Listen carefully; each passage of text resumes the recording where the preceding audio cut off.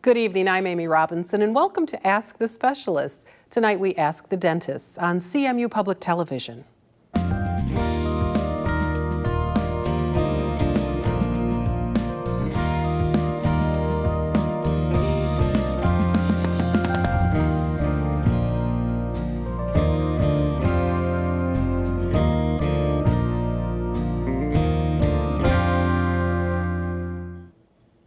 Welcome to Ask the Dentist on CMU Public Television. I'm Amy Robinson. This is the program that's fueled by your questions. We're back after our holiday break and live, ready to take your questions for our dentists today. And let me make a quick note. If you see the phone number at the bottom of the screen, it is different than the number we had used previously for years. So if you have us on speed dial or you're accustomed to calling up, take a look at that number and be sure you're dialing the right number when you call in. Let me introduce our guests. First, Dr. Brent Mogenberg from Wasner, Frutiger, and Mogenberg in Elma, Michigan. Thank you so much for coming. Thanks for the opportunity. So you have a general dentistry practice. You see all kinds of people, it sounds like. Yes, we do. All ages, so children's all the way up to geriatrics, adults. Okay. So yeah, it's great. Good. I'm sure we'll have a lot of questions for you. Welcome. Thanks. And Dr. Timothy Kaczynski of Smile, creator of Bingham Farms. Welcome. Hi, Amy. We appreciate you making the drive here this evening. It was pleasant. And you have some expertise when it comes to dental implants and some unique technology as well. That's right, Amy. We do a lot of dental implants in our practice. It's become such a popular tool for us to use to help our patients, and we have a lot of sophisticated equipment in the office. We use a laser in our surgery. We have a CAT scan in our dental practice to help us diagnose our patients. So a lot of fun. All right, well, welcome. Thank you for joining us. Again, your questions fuel our conversation, but let's start with some general questions, and that is perhaps for someone who hasn't been in for a bit, give us a sense, if you would, what we can expect rather at a dental exam. Oftentimes an exam, whether it's for an adult or a child, we like to take the same sequence of going through and making collecting information, doing the screening exam to gather information. Oftentimes that includes a TMJ exam, doing an oral cancer screening for the patient, obviously checking their teeth and gum tissue to make sure they don't have any problems with cavities or gingivitis, gum disease, those types of things. Oftentimes if there's any x-rays that are indicated or necessary, we'll take those at those visits, perhaps some photos even to go with the appointment. But from there, after we gather all our information, we can make a diagnosis on what afflictions the patient may or may not have, and from those diagnoses we work through a treatment plan with the patient and review treatment options. That way we can kind of select a course to get them back to oral health. So. How long can I expect the first appointment to take? It varies from practice to practice and from provider to provider, but in our office we like to set aside a fair amount of time to make sure we get to know the patient, get to know their teeth. So in our practice you might be there up to an hour or so or thereafter. So. And Dr. Kaczynski, you deal a lot, you say, with dental implants. Tell me first of all, what's a dental implant? Great question. A dental implant is a piece of metal made of titanium that is placed into the jawbone, and it simulates the root of a tooth. So it allows us to anchor one tooth or several teeth, or patients that have dentures, that have struggled with dentures, that want a better quality of life or better function. We're able to support these teeth in the patient's mouth so that their chewing efficiency is increased dramatically. It really can be life-changing. And it certainly sounds like a permanent treatment. Does it ever have to be adjusted, updated? Is it truly permanent? Kind of put it in and they're set to go? Well, it's like anything in the body. If you have a knee replacement, is it permanent? Well, our hope is if it's done well and the patient maintains it and the health of the patient is good, certainly we hope that it's going to last a lifetime. All right, very good. And you had talked about dentures, and we had a question on our sheet, the difference between conventional and immediate dentures. Could you explain that for me? Sure. Dentures, as many people know, are plastic teeth that are put into the jaw, into the mouth. The top dentures usually aren't a problem. They have a natural suction cup, but the lower denture can be miserable because it's like a cup on a tabletop. It can move around and create soreness and really affect the patient's quality of life. When we talk about immediate dentures in dentistry, we're talking about people that need teeth taken out, so that the day that we take teeth out, we can actually put these plastic teeth in their mouth.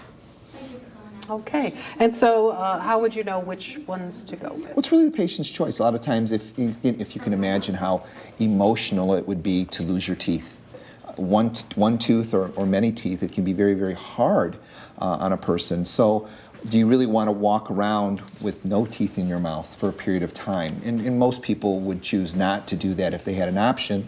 So we would place the teeth in the same day that we remove their natural teeth. All right, very good, thank you. Dr. Mogenberg, let me have you field a call from Thomas Township. This caller asking if it's better to have a mercury amalgam filling or a porcelain filling.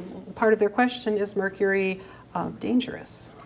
The American Dental Association has done a lot of research into this fact and into this question.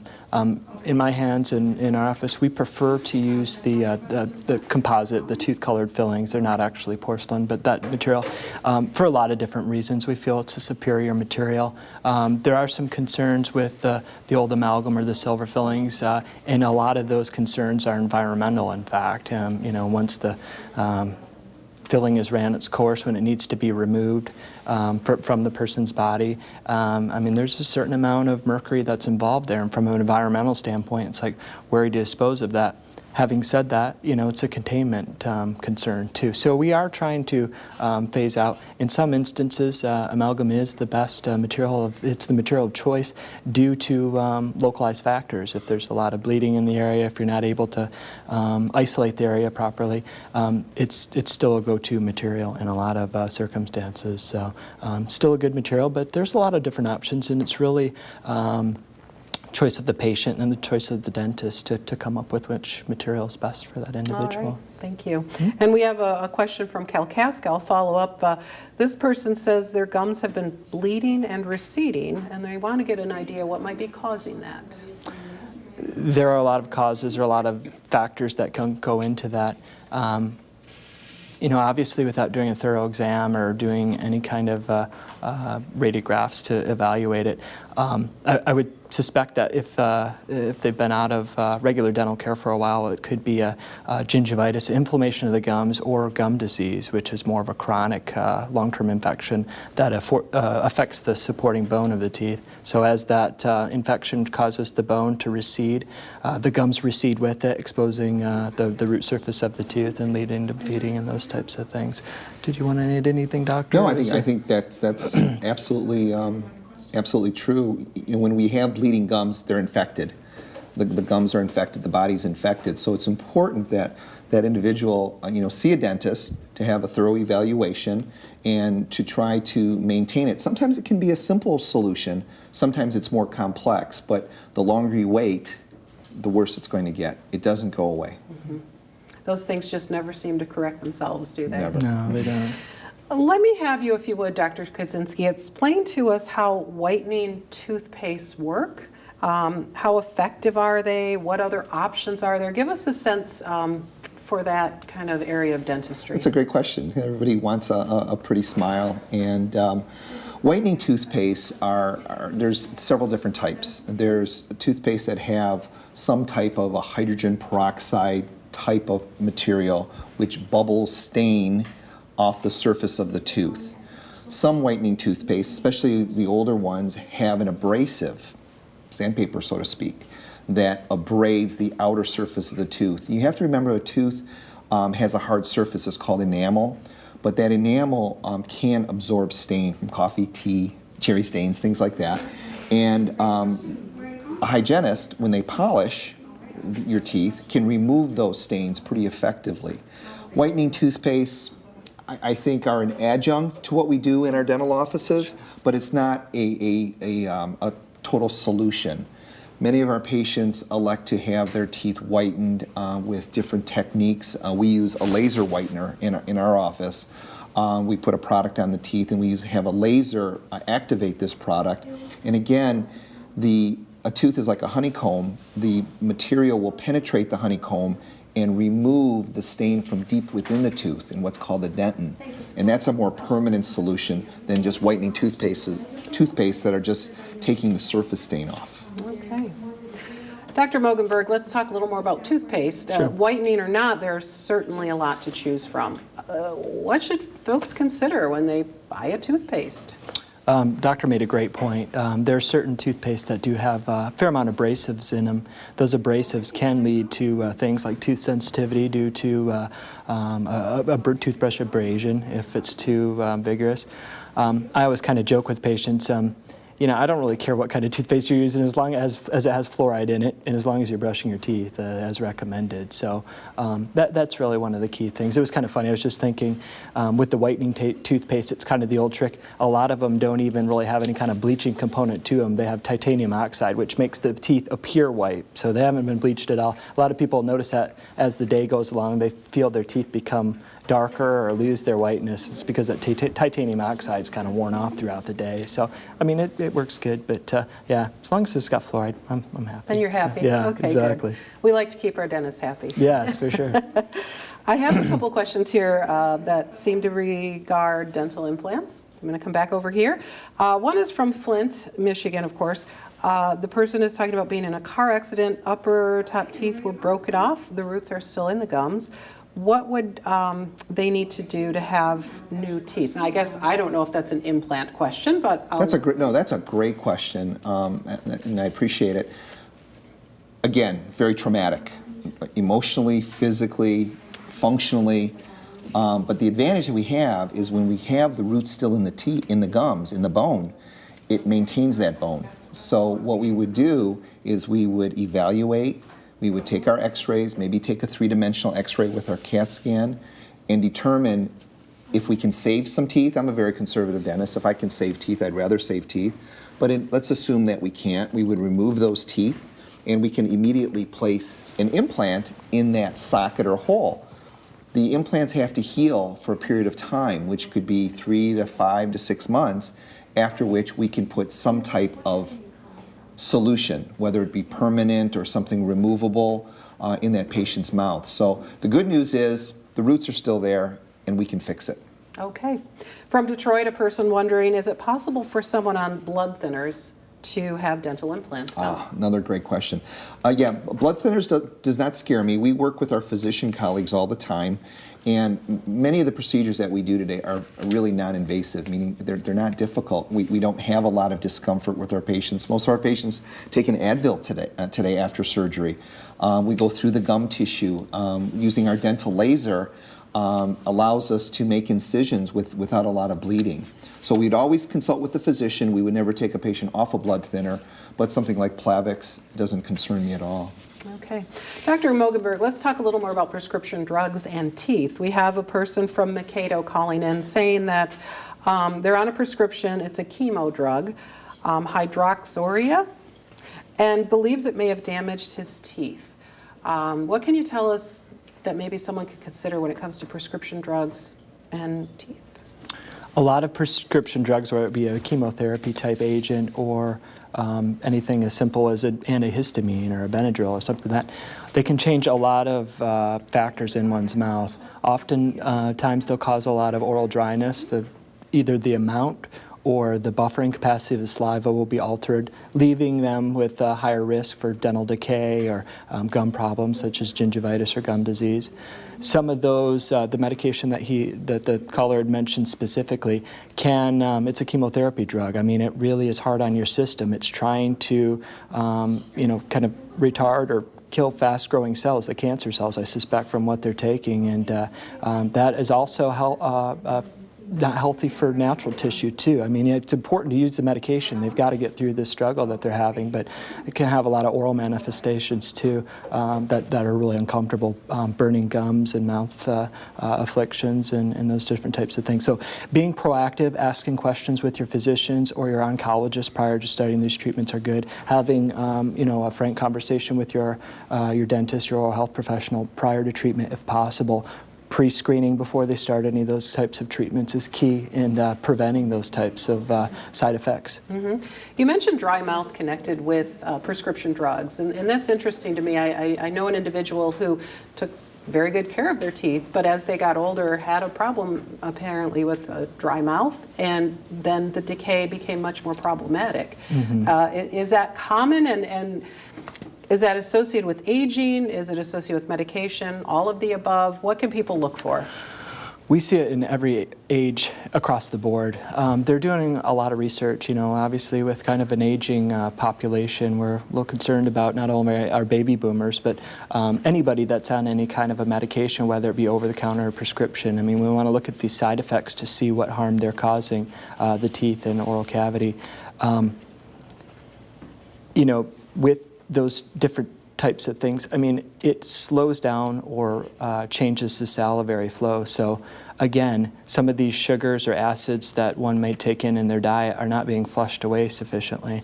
It decreases changes the humidity within the mouth too, and it really promotes the growth of some of these the bad bacteria that cause gum disease and problems with caries or cavities. So it really creates an environment that harbors those types of bad bacteria versus the normal bacterial flora that we would normally find in our mouth. So. All right, thank you. Sure. Now we have a question regarding a bite, and so there's a caller who has Lefort fractures on 2 and 3. Their teeth no longer line up, and they no longer have a complete bite. What would your suggestions be for that person, Dr. Kaczynski? Well, that's a pretty intense question, Amy. We're going to put you on the spot. That's okay. That's okay. Well, again, I think the bottom line, and if we could leave anything with this show, I think the people out there need to find a dental practitioner that they feel comfortable with, that they trust. Not necessarily that dental practitioner is going to do every type of treatment available, but they understand the referral process and can put them in hands of people that are competent, that we would want to send to our family members to. And there are always things that can be done, but they have to be evaluated on an individual basis, whether it be orthodontic treatment or removing teeth and replacing them with implants, or reshaping teeth and putting crowns on them. There's things that can be done, but specifically it's hard to know because every situation's different. So you have to, you go to a dentist that you trust, that treats you like a family member, and I think that's the best place to start. Well, let's go back to a little more broad question. From Bay City, a person wondering, how easy is it for an overbite to come back 5 years after braces? And they say, oh, by the way, I'm bad about wearing my retainer. How important is shame that? on that person. We hear that all the time in our practices, and I don't personally do a lot of orthodontic work. You may do some orthodontic work, I'm not sure, but I think whether the dentist has done the orthodontic work or the orthodontist, I think that individual needs to go back to the person that did their braces or moved their teeth to see if the correction is easy. Things have changed in orthodontics a lot. We have clear braces, we have a lot of things that have changed, but when you're neglectful, you go backwards, there's not a quick fix, unfortunately. All right. Do you agree? I agree, absolutely. Well, an ounce of prevention worth a pound of cure. I hate to bring up the sayings my grandmother used to use, but they're still relevant today. We were talking about that before the show and how important that can be. It's very relevant, Absolutely. very relevant. So I'm going to venture out with some terminology I'm not familiar with, but let's give it a go. So from Alma, we have a question, and since I don't know the terminology, whoever can take this, go ahead and field it. Saying they're talking about a frenulum, and how old must the child be before frenumectomy? Frenectomy, okay. Frenectomy, okay. What that is, Amy, is the little muscle that attaches the lip to the gum tissue, and sometimes it could be larger than we want, and it can affect the way teeth come together. So again, oftentimes we'll remove it, and it's a very simple procedure. We'll use our laser or a scalpel, whatever the dentist has, to release that, to release the lip from the attached gum tissue. So I think the earlier the better, and again, a lot of times our orthodontist will kind of dictate when they want that done. It's all developmental. All right, Dr. Mogenberg, Shannon from Traverse City is asking, how effective are over-the-counter bite splints? One has to be very careful when selecting a bite splint in the type of device. First, one of the questions is, why has a bite splint been recommended for me? Is it that I'm clenching my teeth or grinding my teeth at night? Do I have TMJ or TMD, temporomandibular problems or dysfunction? With a lot of the, just like anything else with a one-size-fits-all or a boil and bite type appliance, it can cause changes in your bite, or it may not get the same response that that your dental professional's looking for. So we see a lot of those different types of appliances that are available in our office.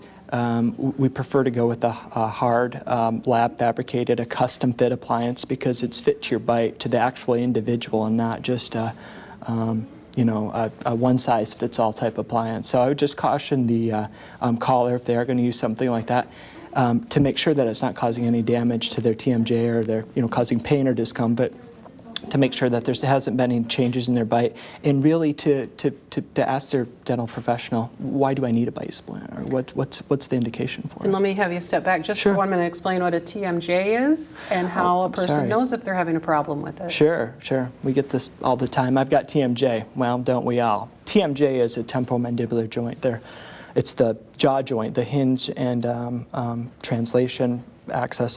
Your jaw joint, it's the lower jaw, the mandible, against the upper jaw joint. There's a disc that's between that, which when we open and close and move around, that's our TMJ. When somebody has temporomandibular joint dysfunction, that's more of a terminology we use for somebody that's having pain or discomfort or having blocking open, lopping and closed problems, those types of things. All righty. Good question. Your questions are fueling our conversation today. We invite you in the remaining about 8 minutes to call in and join us on Ask the Dentist here on CMU Public Television. So let's talk about comfort at the dental office. Big concern for many people, especially if perhaps they haven't been in for a while. Maybe there's a bit of apprehension.